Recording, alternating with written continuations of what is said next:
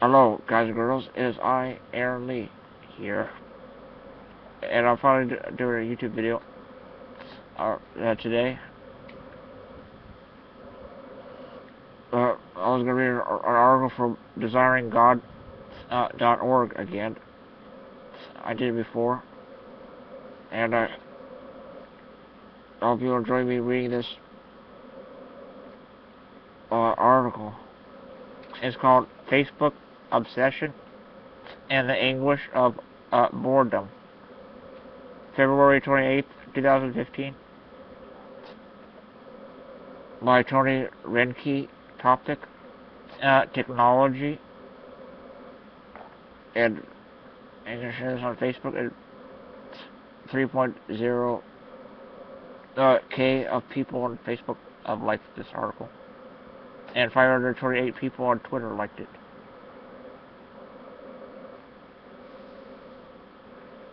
Facebook has never been more addictive.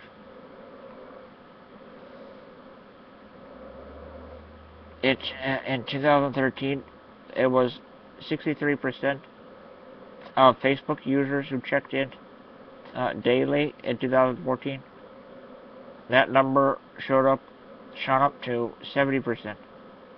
If you check Facebook day after day, you join over 864 million others with the same compulsive routine.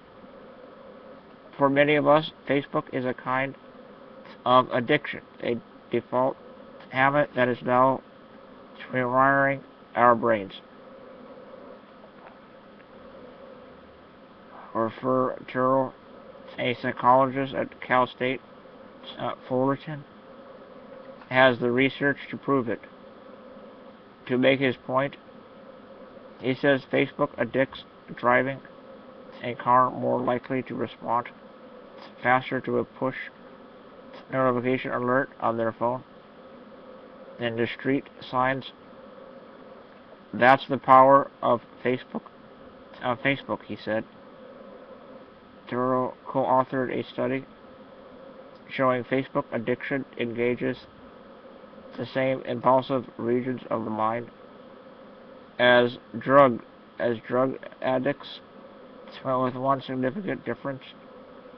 Facebook addicts, unlike compulsive drug abusers, have the ability to control their behavior, but they don't have the motivation to control this behavior because they don't see the consequences to be that severe, he wrote. Many of you use Facebook and Twitter for noble ends, and this is to be applauded. Many of you are reading this post because of Facebook.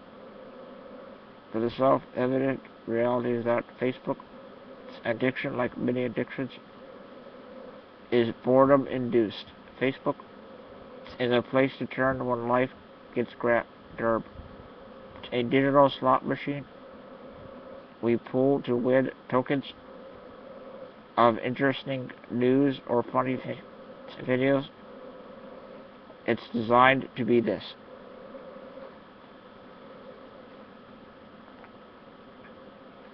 For many users, Facebook is the subject we turn to satisfy our boredom-induced distraction addiction, B.I.D.A.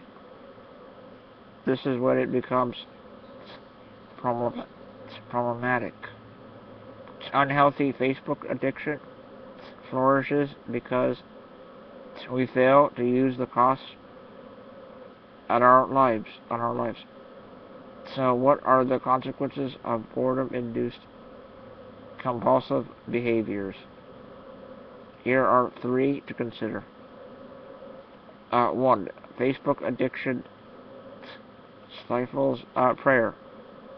There seems to be no study comparing the amount of time spent in social media to the satisfaction of one's prayer life. But all indications are that there's a problem at brewing. I recently asked Tim Keller, pastor and author of the new best-selling book on prayer. How widespread prayerlessness is. This adolescent, but everybody I talk to seems so busy and is communicating so intensely around the clock that I do think there is more and more prayerlessness, less and less time where people go into a solitary time or place to pray. I am sure we are more prayerless than we have been in the past. So what does that say about our spiritual health? Our spiritual health? He responded candidly, is in free fall. When life gets boring, we increasingly turn to the surprises and diversions of our news feeds, not to prayer. 2. Facebook addiction clouds our self-perception. Second, B.I.D.A's like Facebook cloud our self-perception. This was the insight of 17th century mathematician B.I.D.A. When observing the youth in his day, he noticed if you take away their diversion, you will see them dried up with weariness, because it is indeed to be unhappy. As soon as we are reduced to thinking of self and have no diversion, undistractedness and silence come with a heaviness we try to elevate with fertility. Pascal said.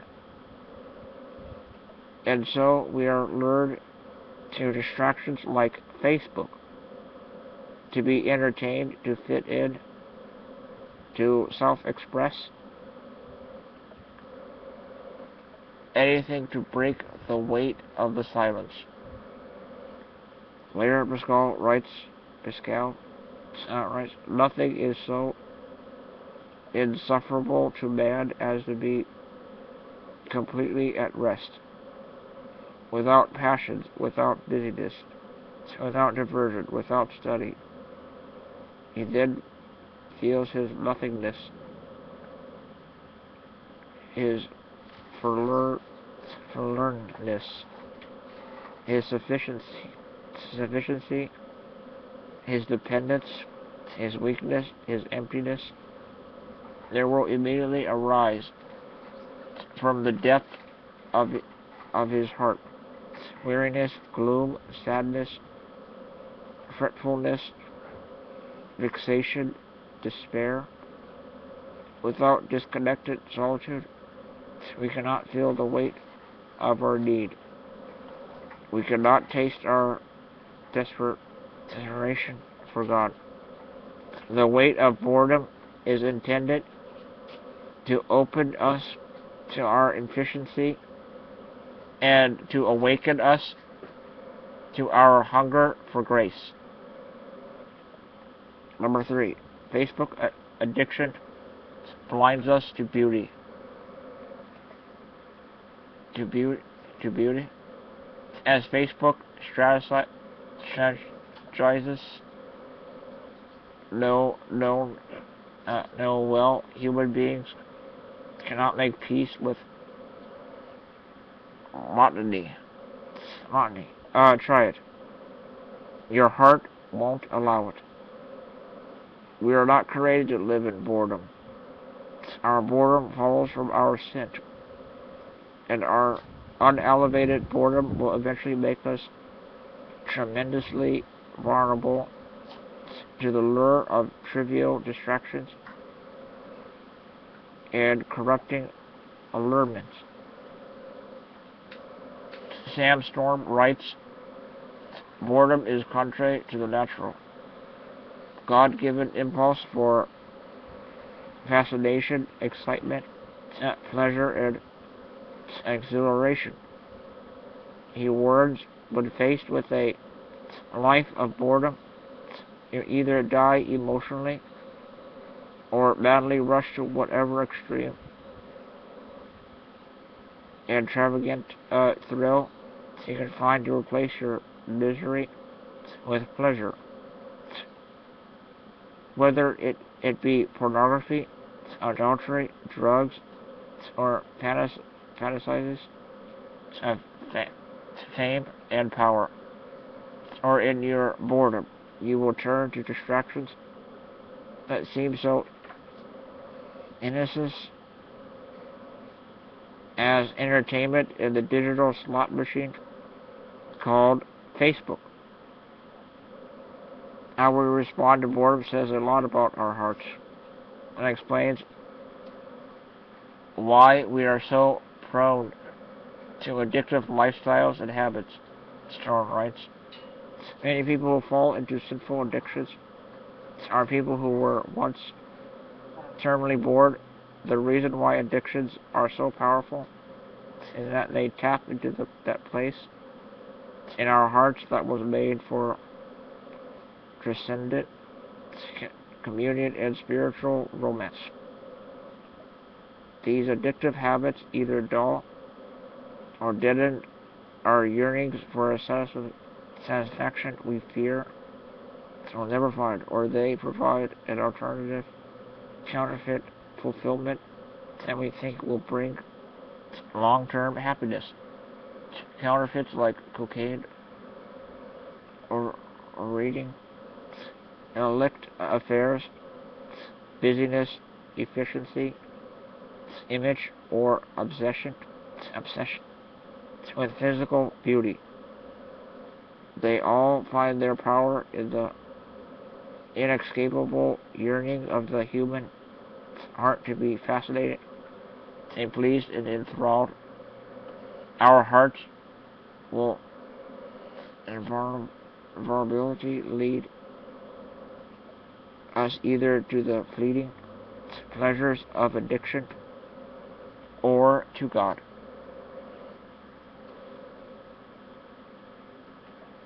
The same allurement is behind the big addictions, the little addictions, and every addiction in between.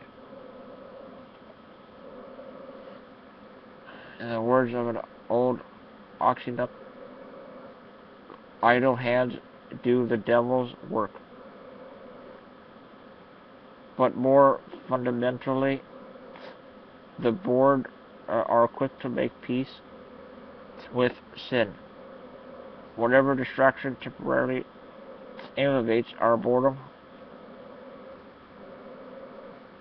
becomes our ethical blind spot. There's the problem. The cure for our boredom. For creatures like us, created to adore glory, we must find an object worthy of our worship. The cure for boredom is not diversion or distraction, but substantive enthrallment, says John Piper. We must encounter God to be intellectually,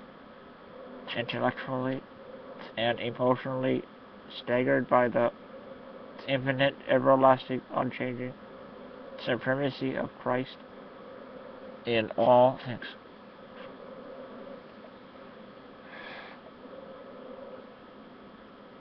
Which means that trying to silence our boredom with the compulsive habit of pulling the lever on the slot machine called Facebook is a habit that can be broken. But that will only happen if our compelling vision of God is granted enough to see Him as beautiful and infinitely creative. so creative that for those who worship him, Piper says, there will be no boredom for the next trillion ages of millenniums. Keep us right. For more on this topic, see 6 ways your iPhone is changing Close you. me. All the way. Go ahead, continue. Sources for this article: it's Rebecca Strong. Brain scans show how Facebook and cocaine addictions are the same. Boston Indo, February 3rd, 2015. Frank Bear, the science behind why Facebook is so addictive. Business Insider, November 13th, 2014. Tony Renkeek, 10 Questions on Prayer with Tim Keller.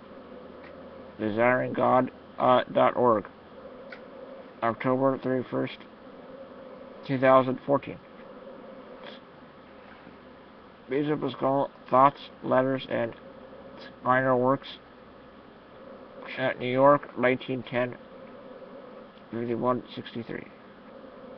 Sam Storms, Pleasures Evermore, The Life-Changing Power of Enjoying God. Nav Press, 2011. John Piper, God's Aside for History, The Glory of His Mercy. DesiringGod.org, March 14th, 2004. John Piper, The Pleasures of God, Meditations on God's Delight, and Being God. Auntie No Ma, 2188. There's a little biography about the author. Tony Renicky is a content strategist, and staff writer for Desiring God, and the author of Lit, a Christian Guide to Reading Books, 2011, and John Newton, The Christian Life. To Live is Christ, 2015. He hosts the Ask Pastor John podcast and lives in the Twin Cities with his wife and 3 children. He also blogs at TonyRenke.com, and his last name is spelled R-E-I-N-K-E.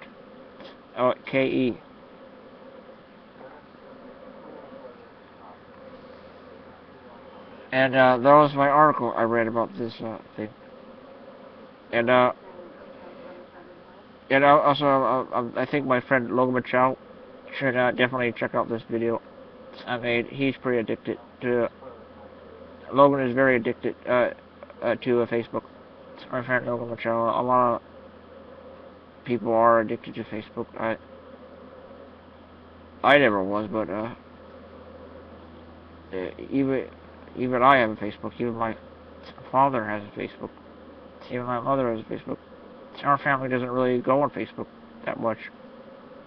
I'm not really addicted to it, not like Logan Machow is, but I hope he'll watch this video, and I'll make sure that he watches this video, and just ignore the part where my head is cut off, and in the video, and I hope you felt encouraged by this video, and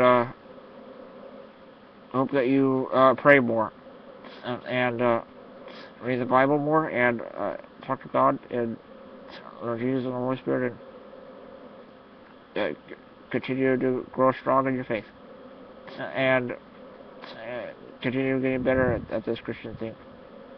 And even though it's tough with all these sins and addictions in the world, and constantly ask for forgiveness, and if you ask for forgiveness, God will give you forgiveness. And I hope you enjoyed it, and I hope you will please rate, comment, like, favorite, subscribe. Views, thoughts, and opinions. And I hope you liked it for your. So you liked it and enjoyed it for your viewing pleasure, guys and girls. And drink some hot chocolate. And I'll see you all later.